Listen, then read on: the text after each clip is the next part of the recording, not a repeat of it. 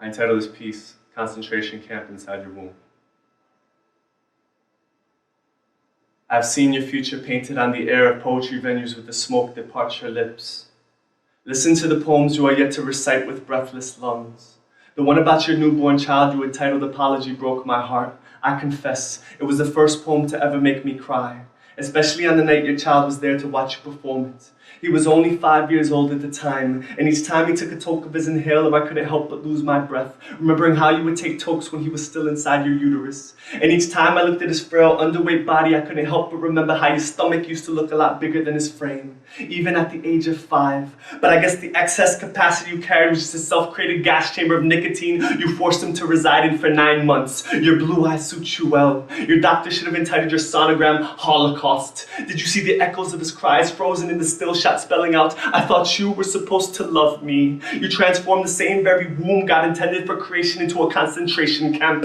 So forgive me if I brand swastikas on your forehead with my metaphors and change your name to Dr. Joseph Mengele, after the Nazi scientist who experimented on little beautiful Jewish children, enticing them with toys and sweets, only to end their lives in gas chambers after having amputated their limbs and having forced them to recite symphonies of agony. And speaking about names, since you're such a fan of poetry and since you haven't chosen one for your son yet, can I suggest the name Paul, after Paul Celan, who brilliantly escaped Hitler's genocide and went on to become one of Europe's greatest lyric poets. That way, each time your son speaks his name aloud, he'll be reminded that he is a survival story, and that his potential for growth doesn't have to be limited by his mother's ignorance or by the shortness of his breath, and that if he were to replace the letters I, M in victim with the letters O-R-Y in his story, he would have the word victory at his disposal, and how I pray for him to write a poem with that word as its title to show the world that spoken word is the cure for those pains we are forced to feel and have no control over. And when God provides rain to a forest, his nourishment reaches even the frailest of flowers.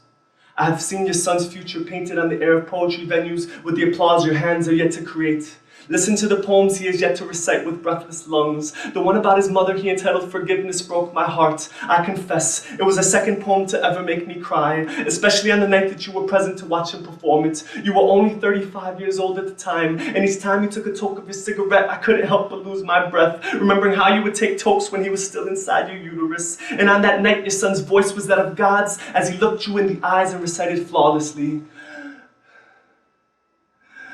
the little breath I have, is that which you gave me.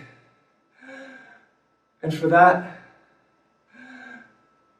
I am thankful.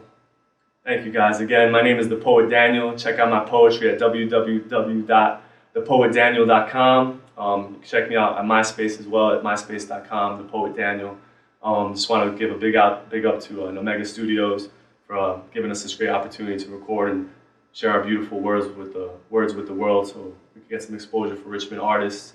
So I really appreciate Nomega giving us this opportunity. And again, I'm The Poet Daniel. If you like what you heard, check out the website and support spoken word. God bless.